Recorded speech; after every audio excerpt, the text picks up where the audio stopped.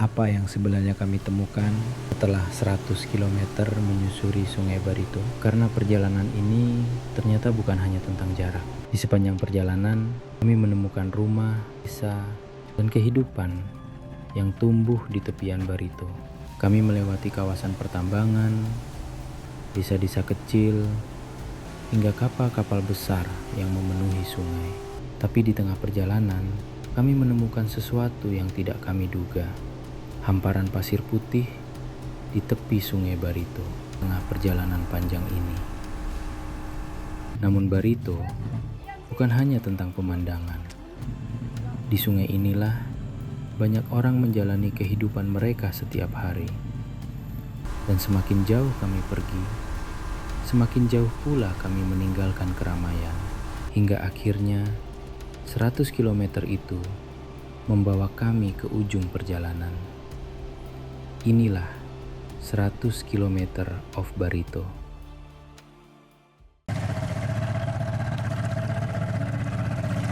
Setelah perjalanan panjang di bagian pertama, kami kembali melanjutkan perjalanan.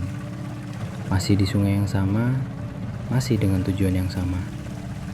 Menyusuri 100 km Sungai Barito dan melihat lebih dekat kehidupan yang tumbuh di sepanjang alirannya.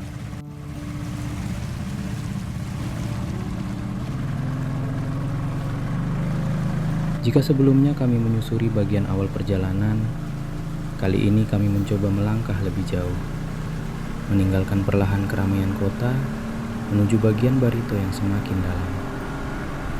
Di tempat ini, sungai bukan hanya tentang air yang mengalir. Ia adalah jalan. Ia adalah penghubung. Dan bagi sebagian orang, sungai adalah bagian dari kehidupan itu sendiri.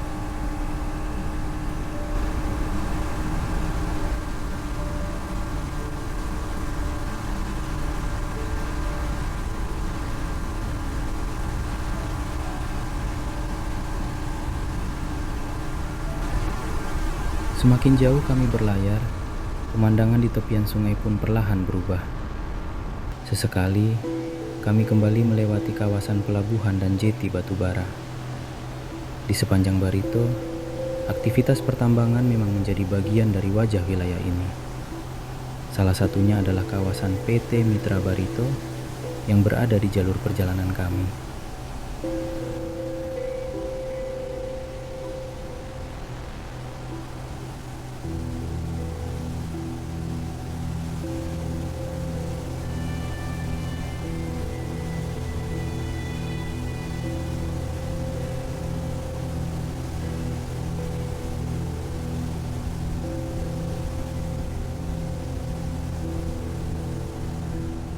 Tak lama kemudian, kami kembali melewati kawasan operasional PT Pama Persada Nusantara atau PAMA.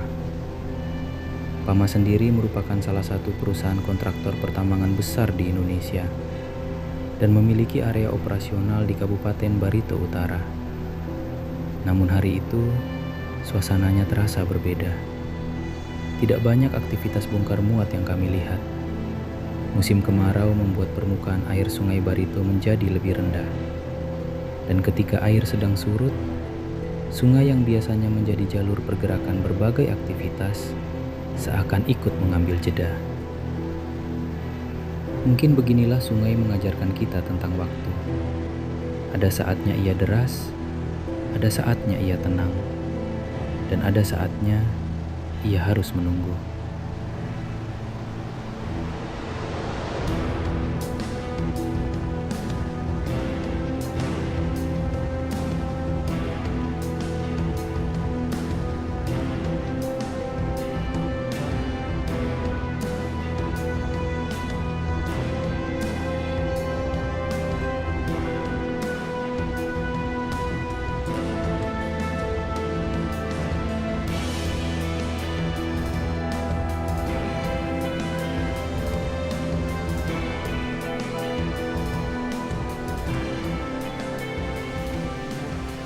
Kami kemudian merapat sebentar di dermaga PAMA, bukan untuk mengangkut batu bara, bukan pula untuk melakukan perjalanan panjang.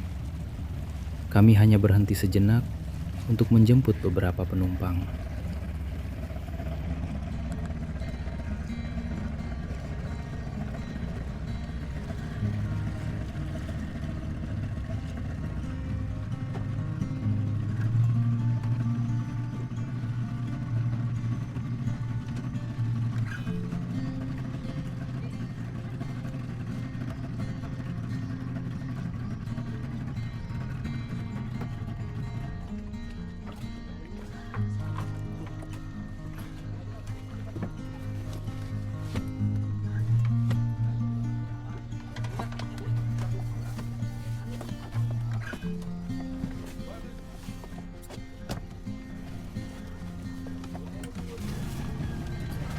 Ada karyawan yang bekerja di kawasan pertambangan.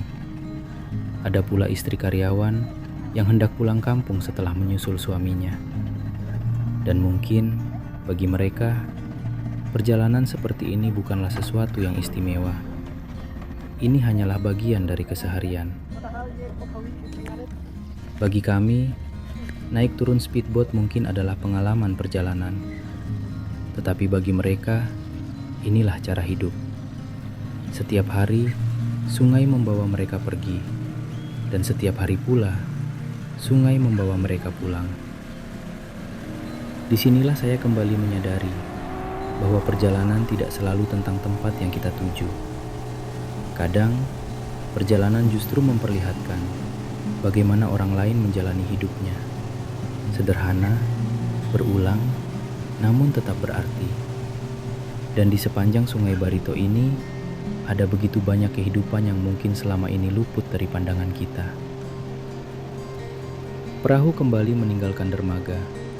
Kami pun melanjutkan perjalanan. Karena 100 km ini masih menyimpan banyak cerita. Dan kami belum tahu cerita apa lagi yang akan kami temukan di depan sana.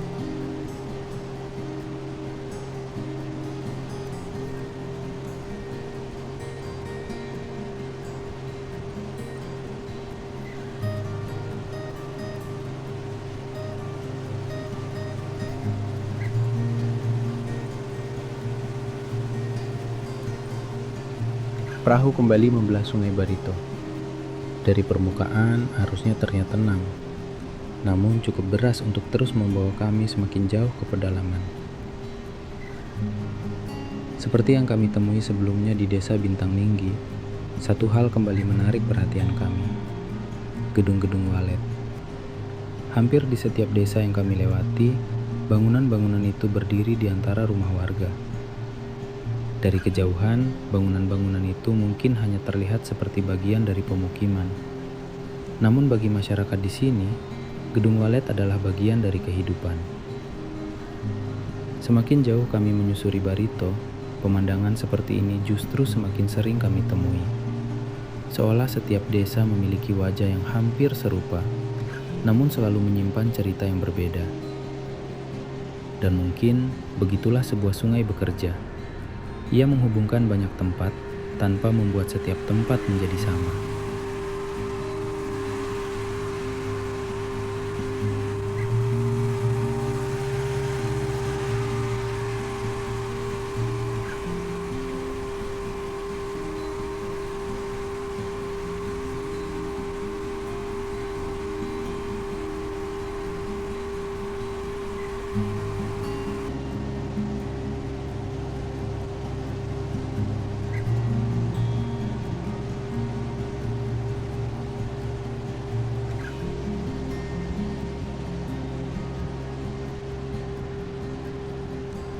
Perjalanan kembali berlanjut.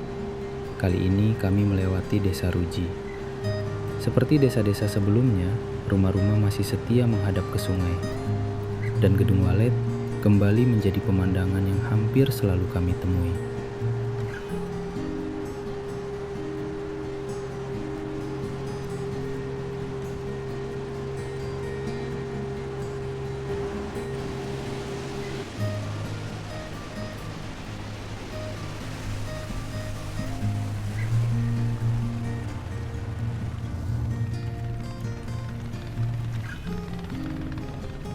Di seberang Desa Ruji, kami kembali menepi. Ada barang kiriman yang harus diantarkan.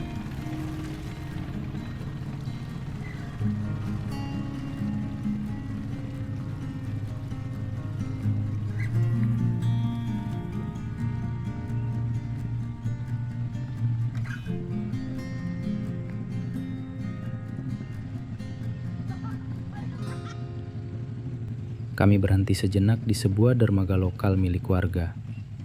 Dermaga yang mungkin terlihat sederhana, tetapi memiliki fungsi penting bagi kehidupan di sepanjang sungai.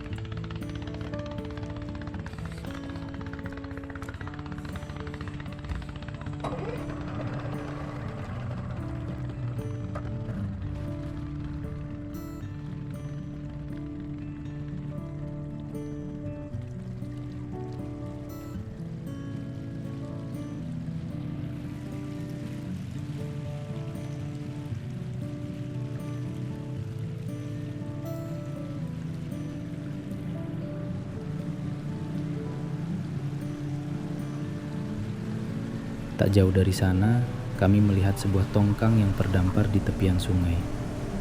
Di atasnya terdapat sebuah muatan berukuran besar yang ditutup rapat menggunakan terpal. Kami tidak tahu persis apa yang ada di baliknya, dan kami pun hanya bisa melewatinya, menyimpan sedikit tanda tanya sebelum kembali melanjutkan perjalanan.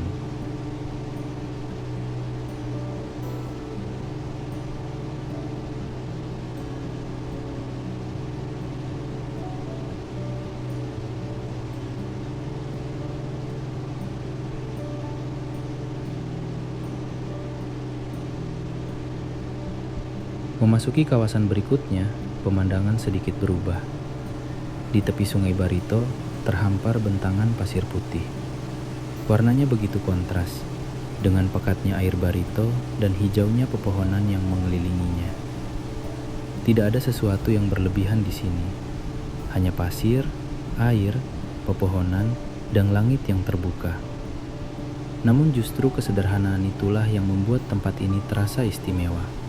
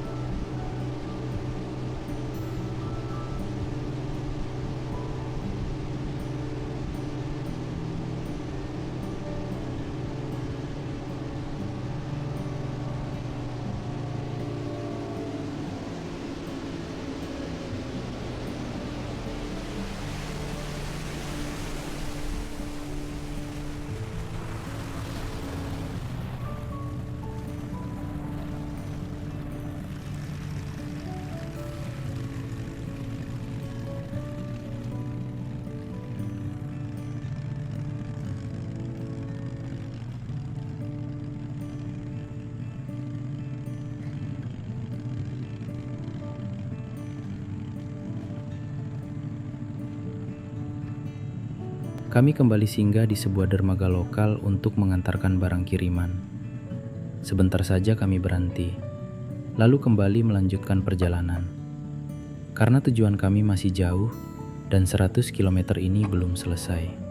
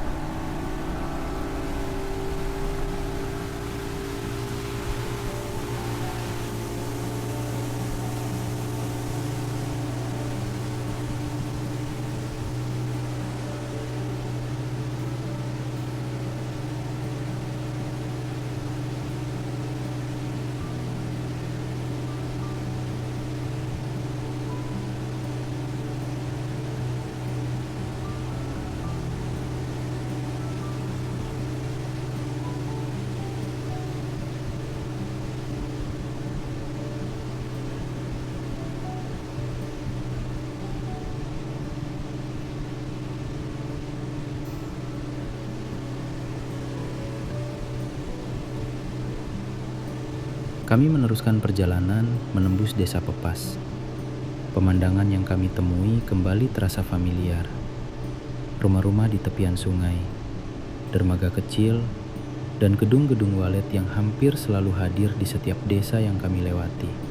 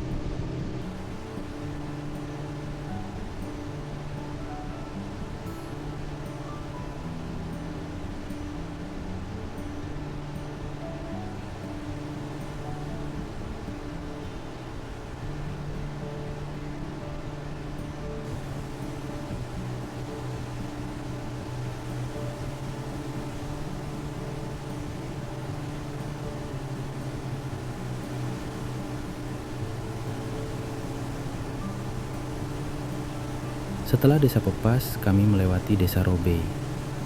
Dari semua desa yang kami lewati dalam perjalanan ini, desa inilah yang terasa paling pendek.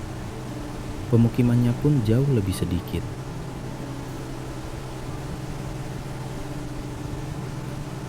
Hanya sebentar kami melewatinya, dan desa itu kembali tertinggal di belakang.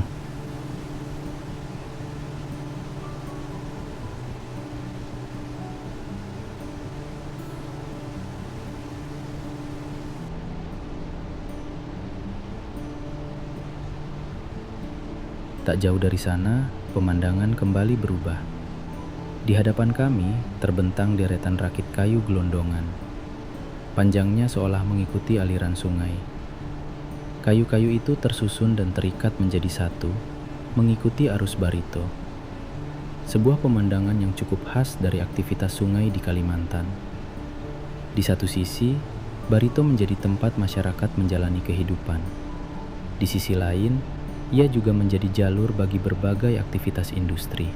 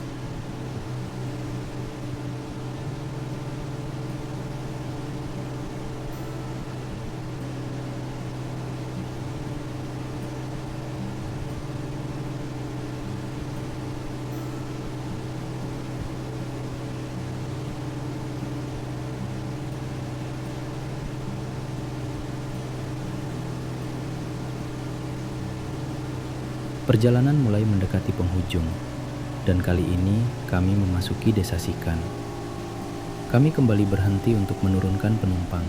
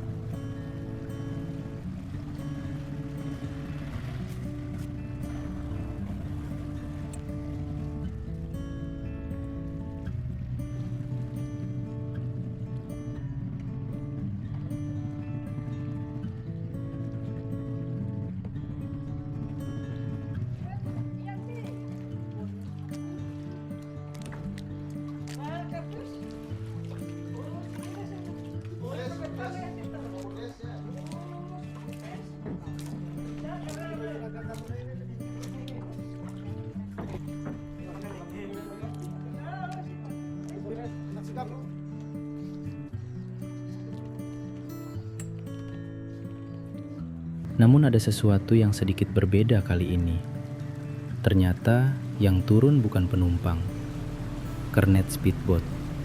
Awalnya saya pikir kernet ini akan terus menemani jurumudi sampai perjalanan berakhir. Ternyata tidak. Ia turun di Desa Sikan. Dan akhirnya perjalanan speedboat dilanjutkan hanya oleh jurumudinya sendiri.